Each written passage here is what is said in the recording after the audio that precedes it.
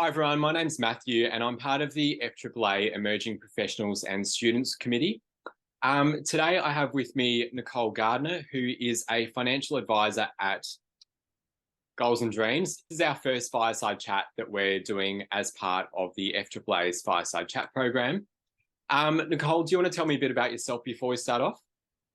Yeah, thanks, Matt. And thanks so much for asking me to be on the Fireside Chat today. And congratulations to yourself on winning University Student of the Year award last year. Thank you. Well done. For 2021. Pats on our backs all around. Our backs,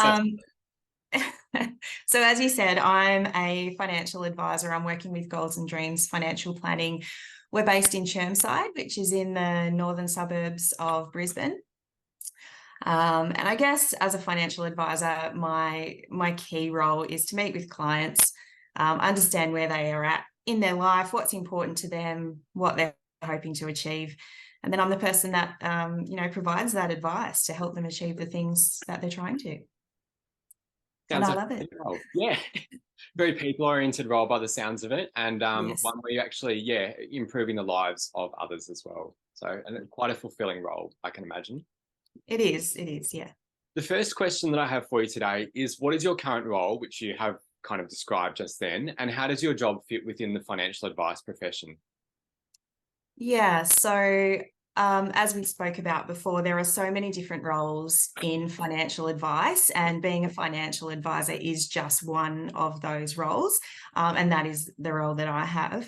But I do have a big team behind me who help with research, modelling, administration, and so on. But yeah, ultimately, I am the person responsible for the advice that's being provided to our clients. I'm responsible for ensuring that that advice is in their best interest, and also that the clients understand the recommendations that we're providing. So there is a bit of financial education involved in the role of a financial advisor as well. It is our clients' lives, it is their money. So it's really important that they understand what we're doing, why we're doing it. And ideally we can bring them along on that journey, improve their understanding along the way. Yeah. Oh, great. Yeah. Second question I have for you today is, what does your job entail? And I guess, for example, could you, provide a typical day in the life of Nicole at Goals and Dreams Financial Planning? I can. So my day normally starts with emails. I'm checking my emails, replying to emails, prioritizing emails. I'll usually have a look at my calendar first thing in the morning, see what meetings I've got coming up that day. I'm usually pretty aware of what I've got for that week, but definitely have a look at the calendar. I'll typically have a couple of client meetings. They could be review meetings, they could be new clients. And I'll spend some time making sure that I'm prepared for those meetings, whether I might have previously prepared, but I'll, read over recent file notes, read over the client's current situation, what's important to them, just to make sure that when I go into the meeting, I'm fully ready for those clients. Sometimes that involves having a chat with a previous advisor if they've been previously helped by another advisor.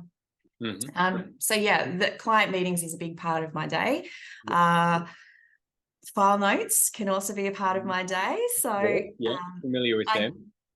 Ideally, I'll have an associate or a second chair in the meeting with me completing the file note. But if not, I do like to mark out time in my calendar immediately after the meeting to get that file note done, because to me, with the volume of clients that we sometimes see, it's really important that I capture that meeting pretty quickly, because I don't want to forget or get confused about what we spoke about. So file notes, reviewing SOAs that are going to go out, and there's still some administration work and so on in being an advisor as well, definitely. But yeah, liaising with clients, speaking to them on the phone, answering questions, it's all part of it. I guess probably, would vary in a very day-to-day circumstance as well, because everything changes from day to day for clients. You have different questions each day, seeing different people and talking to different people. So quite a diverse role, I can imagine.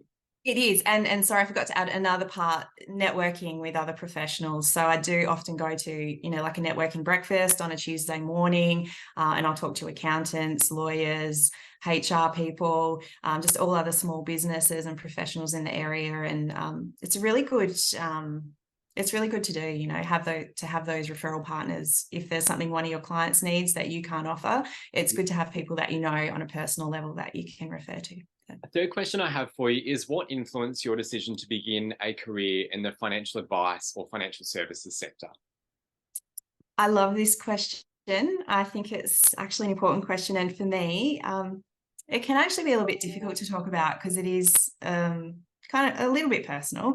Yeah. If you feel comfortable sharing, of course. Yeah, of course. So as I said, it is a personal story, but my mum was diagnosed with Parkinson's disease when she was 42. Yeah. So that's called early onset Parkinson's disease. And not long after her diagnosis, her marriage to my dad ended. And because of her medical condition, she was losing the ability to speak and so on. So she needed a power of attorney, and she nominated me for that role.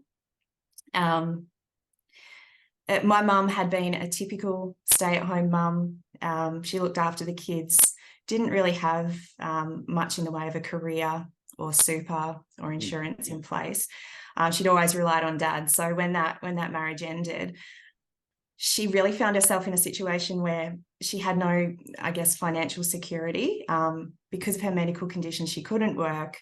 And there was just really not the ability for her to make the most of those final years that she had and tick off items on the bucket list. But so as her power of attorney, I was acting on her behalf, and I really quickly had to learn about Centrelink, disability support pension, aged care facilities, family law splits, defined benefit superannuation, all these things that I'd never had any exposure to or any experience with previously. But I was really invested in helping my mum. So I wanted to learn as much about it as I could.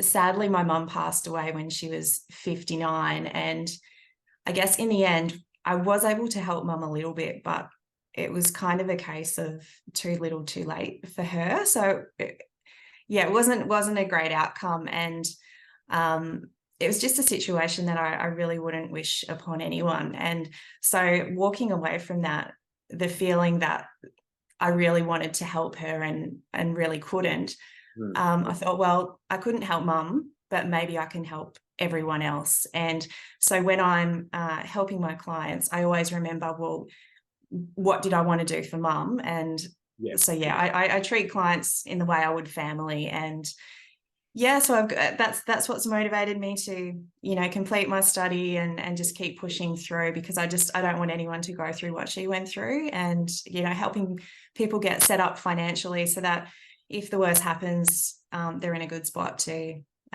make some choices and tick things off the bucket list. Yeah. So there you go.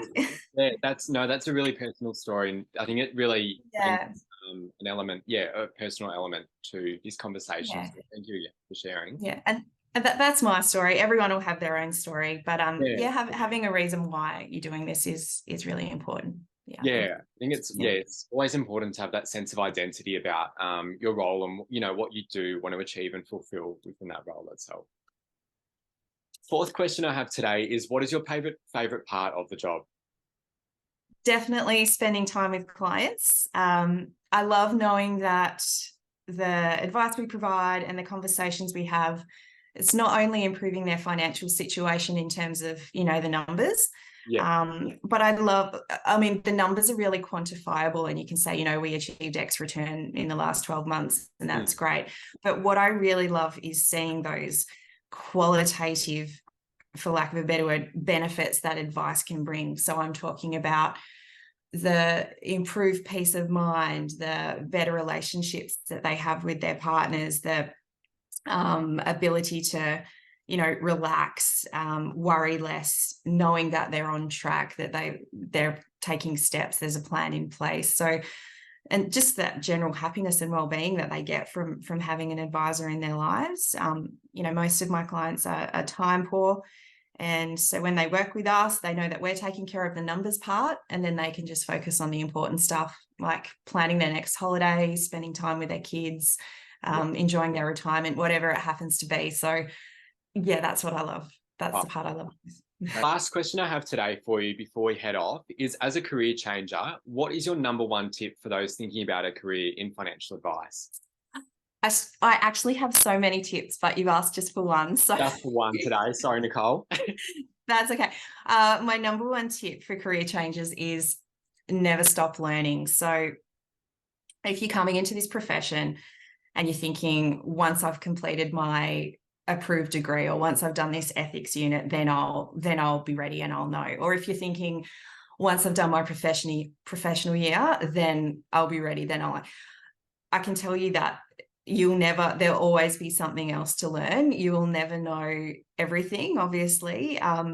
When you think about all the legislative changes that keep happening, or the taxation changes, you know, what our clients expect of us, and just the financial advice landscape in general, things are always changing. So make sure you're listening to your peers, make sure you, you know, listen to your team around you, be really open-minded, and know that you're never going to know everything. ESG, financial wellbeing, behavioral finance, psychology. There is so much about financial planning, and always keep learning, never stop learning. That's great. That's all for today, everyone. Thank you again to Nicole Gardner for being on the first episode of the FAAA Fireside Chat. Thank you again. Thanks, Matt. Thanks.